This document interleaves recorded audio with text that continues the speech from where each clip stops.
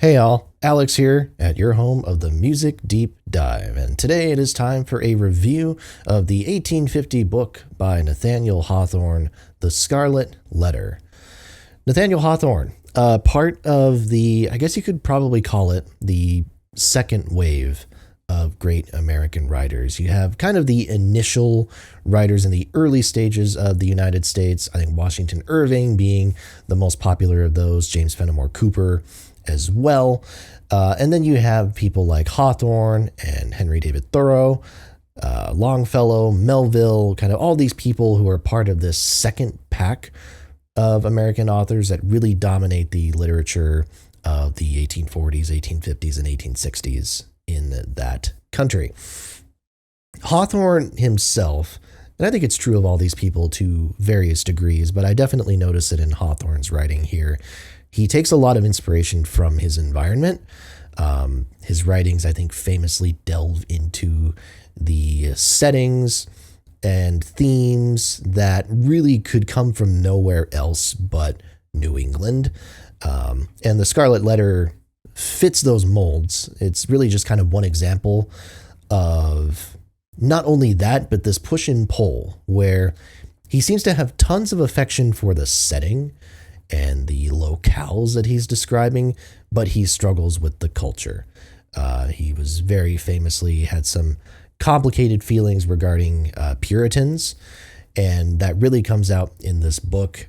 I will say, though, it's interesting that he kind of rails against Puritans, and yet this book is described as being emblematic of purity. You've had quite a few writers and scholars have said that this book is very pure in its themes. I think, and maybe this is the point they're getting at, I think the Scarlet Letter kind of challenges what the definition of purity is throughout its whole narrative. That's kind of the point of it. The whole conceit about how this female character, Hester Prynne, is essentially branded with this scarlet letter that she has to wear because she had a child out of wedlock, essentially, a child where the father's unknown.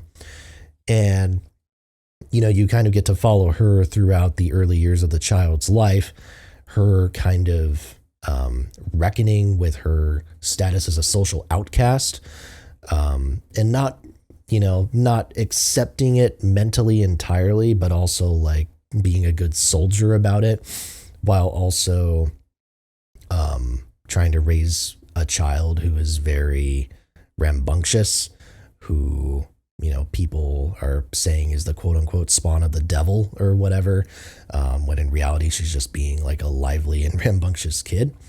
And it's interesting to see that kind of dynamic, the tension between herself and the daughter, because the daughter also wants to know more about her own heritage in a way, and there's some visual metaphors and things like that about the letter in question that I think are very interesting. And then there's the whole religious subplot. I mean, this is a town that is run by people who are extremely devout in their faith, and the reveal that happens towards the end, let's just say, is something that the whole town has to reckon with on a pretty sizable level. And I don't know, it's hard to talk about this because this is, for one thing, this is a very popular and well-read book. This is my first time reading it, but I know this is something that is taught a lot in high schools as an example of like symbolism. And I've seen a lot of people, especially in the Goodreads world, who critique it because it is symbolically very on the nose. And that is true, which in a sense I think makes it absolutely perfect for high schoolers in that sense, who don't necessarily have that much of like a symbolic eye. They're not going to be as perceptive to those sort of things. And I also think that's the type of, you're not getting a whole lot of novels and works of fiction in the 1850s, I don't think, that are layered deeply in symbolism. There's a lot of stuff that is pretty on the nose. So I think in a way, the Scarlet Letter is just kind of a product of its time in that sense. People also, I think, have problems with the pacing of this book. This is very dreary. very maudlin. It definitely lingers in its sentence structures and in how the story is paced. It's just kind of miserable, even though there are glimmers of hope here and there. There's hope in the child. There's hope in the daughter because you can see what she could potentially turn into if she was to leave this town, because you see that playfulness, that adventurous side. But again, it's very limited, and for the most part, it just feels kind of dour. But I think it works for what it is.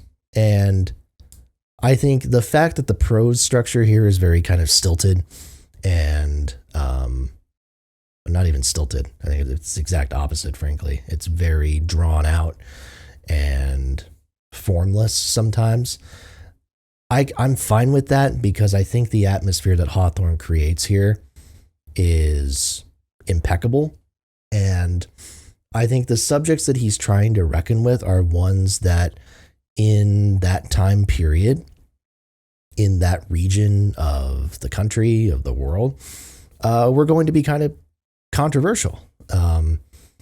And I know for a fact that the Scarlet Letter did not receive uniformly positive reviews upon first release either, upon first publication.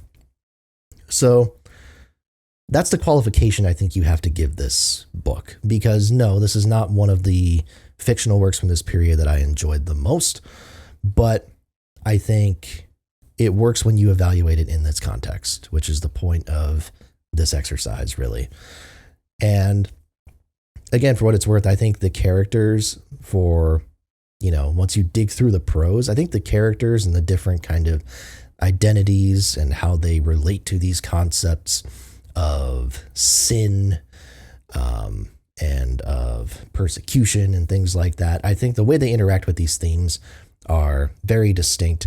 I think the character of Hester herself, there's a lot that could be said about her and how she delicately manages this, not inconceivable situation, because it's something that would have happened, but it's a situation that I think if you or I were to be put in it, I could not imagine how you would process being a social outcast, literally branded as such for life.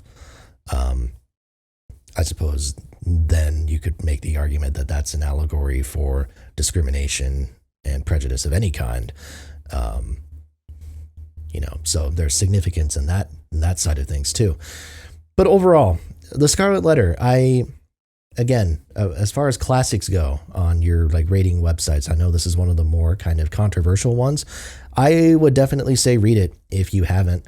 And if you read it in high school and thought it was too on the nose, I don't know that a reread would make you change your mind on that. The only thing I can really say is if you read it after having read other works in this period, if you were to dive deep into exploring other American novels and things like that, I think it stands out a little bit more. But I think if you're trying to compare this against contemporary works and things like that, I don't know that it's going to come across super positively. But I liked it.